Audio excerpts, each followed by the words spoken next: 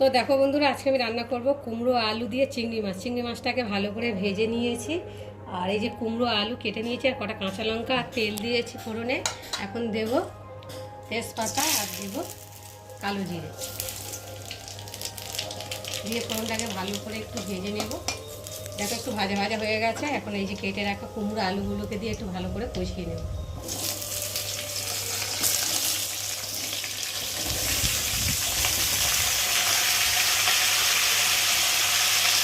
এবার একটু নেড়ে দেবো।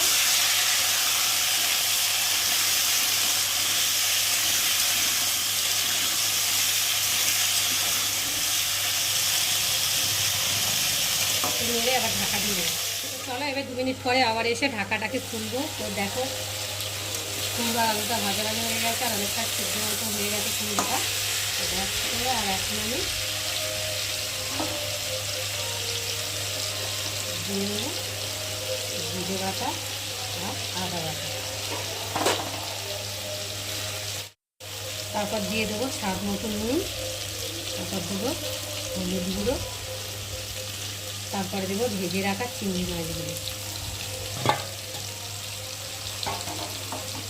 দিয়ে ভালো করে কষিয়ে নেব।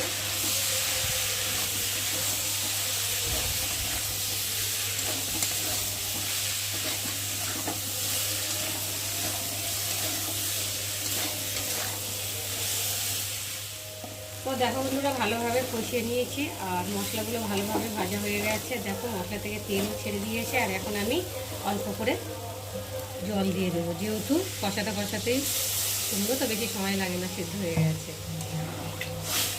ভালো করে নেড়ে দেবো। আর আমি এই তরকারিটা কুমড়ো দিয়ে আলু দিয়ে চিংড়ি মাছের তরকারিটা একটু কাঁচা লঙ্কা দিয়েই করলাম হালকা করে।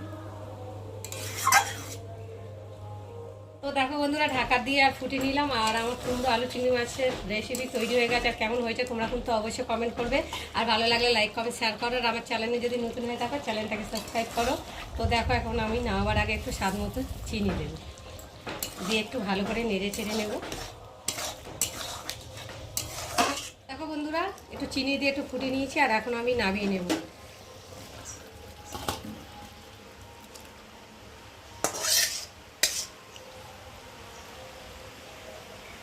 বন্ধুরা, চিংড়ি মাছ আলু কুমড়ো তোমাদের সাথে শেয়ার করেছি।